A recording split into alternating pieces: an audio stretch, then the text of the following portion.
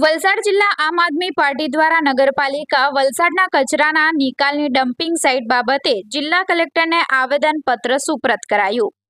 વલસાડ નગરપાલિકા દ્વારા કચરાના નિકાલની ડમ્પિંગ સાઇટ ઓવાડા ગામ ખાતે ચાલુ કરવા જઈ રહી છે અને આ વાતથી ઓવાડા ગામ અને આજુબાજુના રહેવાસીઓનો સખત વિરોધ કરવામાં આવી રહ્યો છે।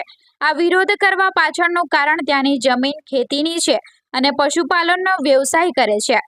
આ રહેવાસી એસસી, એસટી અને ઓબીસી છે અને આ ડમ્પિંગ સાઇટની ખેતીની જમીન અને પશુઓનો ચારો નુકસાન થવાનો છે। સાથે જ લોકોના પીવાના પાણીની સ્વચ્છતા પર સવાલો ઉઠશે। આ ડમ્પિંગ સાઇટની બાજુમાં જ લોકોના રહેવાના ઘરો આવેલા છે, તો ડમ્પિંગ સાઇટથી લોકોના સ્વાસ્થ્ય પર ખરાબ અસર થઈ શકે છે, જેને ધ્યાનમાં લઈ આજરોજ આમ આદમી પાર્ટી વલસાડ દ્વારા જિલ્લા કલેક્ટરને લેખિત રજૂઆત કરી અને આ ડમ્પિંગ સાઇટ ન બનાવવા માટે રજૂઆત કરવામાં આવી હતી।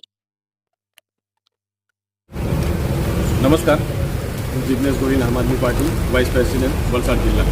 આજરોજ વલસાડ જિલ્લા કલેક્ટરશ્રીને અમે એક આવેદનપત્ર આપ્યા છે, જેમાં એક આવેદનપત્ર એ છે કે ઓવાડા ગામમાં જે ડમ્પિંગ સાઇટ જવાની છે, તો એ ડમ્પિંગ સાઇટમાં લોકોનો ખૂબ વિરોધ હોવાના કારણે લોકોની માંગણીને સંતોષ આપે અને એ ડમ્પિંગ સાઇટ ત્યાંથી બીજી જગ્યાએ ખસેડવામાં આવે એવી રજૂઆત કરવામાં આવી છે।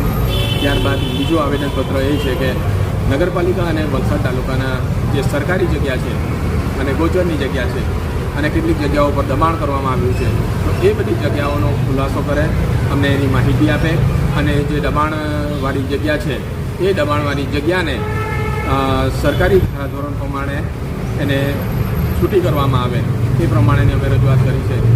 બીજું એક લેખિતમાં આવેદનપત્ર આપ્યું છે, જેમાં આમ આદમી પાર્ટીના નેતા ગોપાલભાઈ ઈસુદાન ગઢવી અને ચેતરભાઈ વસાવા વલસાડ આવી રહ્યા છે વાપી। ત્યારે અમે એક શાળાનું મેદાન માંગ્યું હતું, ત્યારે અમને એવો જવાબ આપવામાં આવ્યો કે એ શાળાનું મેદાન રાજકીય પાર્ટીને આપવામાં આવતું નથી, પરંતુ વધારે તપાસ કરતાં અમને જાણ પડી છે કે ભારતીય જનતા પાર્ટીના પ્રોગ્રામો તે મેદાનમાં થાય છે।